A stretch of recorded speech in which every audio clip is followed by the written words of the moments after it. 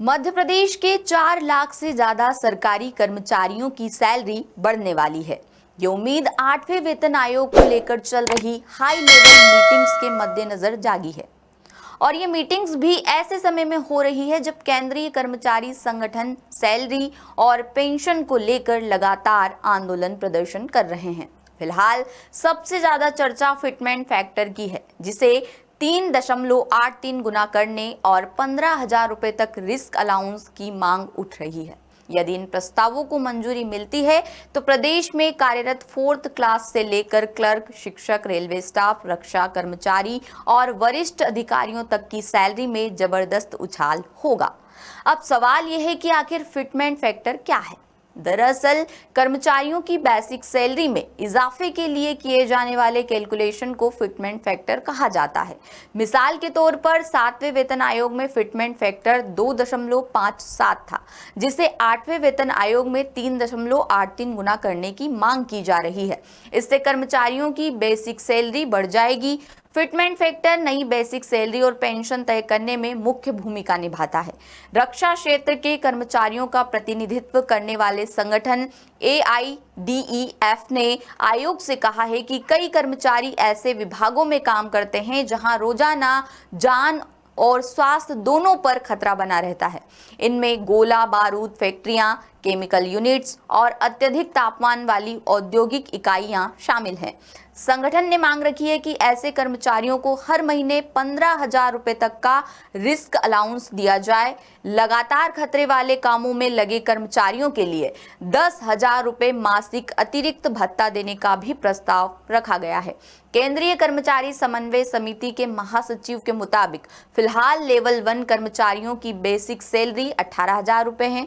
कर्मचारी संगठनों ने इसे बढ़ाकर करीब 69,000 रुपए करने की मांग रखी है। यही वजह है कि 8वें वेतन आयोग को लेकर सबसे ज्यादा एक्साइटमेंट निचले और मध्यम वर्गीय कर्मचारियों में दिखाई दे रहा है। दावा किया जा रहा है कि यदि 3.83 फिटमेंट फैक्टर लागू होता है तो सैलरी स्ट्रक्चर्स में अब तक की सबसे बड़ी छलांग देखी जा सकती है। लेवल 1 के कर्मचारियों की बेसिक पे 18,000 रुपए से बढ़कर लगभग 69,000 रुपए तक पहुंच सकती है। वहीं लेवल 2 कर्मचारियों की सैलरी करीब 76,000 रुपए तक जा सकती है, जबकि लेवल 3 के कर्मचारियों के लिए ये आंकड़ा 83,000 रुपए के आसपास पहुंचने की संभावना जताई जा रही है। इनके साथ ही grade D stenographer, junior clerk और समान पदों वाले लेवल 4 कर्मचारियों की मौजूदा बेसिक पे 25,500 रुपए है, जो बढ़कर करीब 97,000 रुपए तक पहुंच सकती है।